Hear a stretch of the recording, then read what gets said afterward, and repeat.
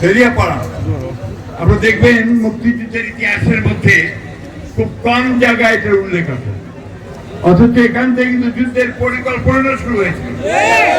MAG Osmani সাহেবের নেতৃত্বে আমাদের স্বাধীনতার ঘোষক শহীদ প্রেসিডেন্ট জিয়াউর রহমান সাহেবের উদ্যোগে সব সেক্টর কমান্ডার এখানে মিলিত হয়ে সেই যুদ্ধের পরিকল্পনা করেছিল। এখান থেকেই তারা সেক্টর ভাগ করে তারা হানাদার বাহিনীর পিছনে, পাক হানাদার বাহিনীর বিরুদ্ধে সশস্ত্র যুদ্ধে লিপ্ত হয়েছে। মনে রাখতে হবে আমাদের যে শহীদ প্রেসিডেন্ট জিয়াউর রহমান যে যুদ্ধ শুরু করেছিলেন, সেই যুদ্ধ ছিল পাক হানাদার বাহিনীর বিরুদ্ধে সশস্ত্র যুদ্ধ।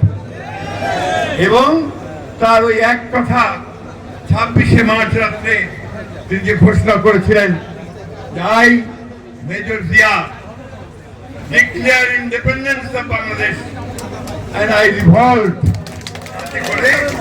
সমগ্র সেনাবাহিনীর সদস্য যারা বাংলাদেশি ছিলেন এবং অন্যান্য সংগঠনগুলো তারা একত্রিত যুদ্ধে ঝাঁপিয়ে পড়ে এবং মুক্তিকামী সাধারণ মানুষ, যুবক, তরুণ তারা যুদ্ধে ঝাঁপিয়ে পড়ে। এটাই আমাদের প্রকৃত ইতিহাস। কোন একজন ব্যক্তির হুকুমে নির্দেশে, অর্থাৎ সেই একমাত্র ব্যক্তি শেখ মুজিবের নির্দেশে এখানে কিছু সংঘটিত হয় নাই। শেখ মুজিব সেদিন পাকিস্তান চলে গিয়েছিলেন বন্দী। লড়াই করেছে আমাদের দেশপ্রেমিক সৈনিকেরা, সেনাবাহিনীর সদস্যরা, আর সেই সময় আমাদের সাধারণ মানুষ, তরুণ যুবকেরা, ছাত্ররা ঝাঁপিয়ে পড়েছে, তাই না? বেগম জিয়া তার দুই পুত্র, যার একজন এখন আমাদের প্রধানমন্ত্রী তারেক রহমান সাহেব, তাদেরকে রেখে দিয়ে তিনি যুদ্ধে চলে গিয়েছেন। আর আমাদের নেত্রী দেশনেত্রী বেগম খালেদা জিয়া, তিনি প্রথম নারী মুক্তিযোদ্ধা।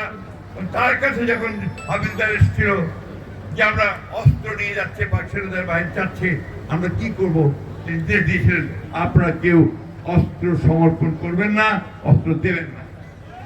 তারপরে আমাদের নেত্রী দেশনেত্রী বেগম খালেদা জিয়া সেখানে কিছুদিন অপেক্ষা করে তার এই শিশু পুত্রকে দুই হাতে ধরে তিনি গোপনে বোরখা পরে তিনি একটা লঞ্চে করে, জাহাজে করে ঢাকায় সেই উপস্থিত হন এবং তার কিছুদিন পরে তাকে আবার পাক হানাদার বাহিনীরা গ্রেফতার করে সেনানিবাসে জেলখানায় নিয়ে যায়।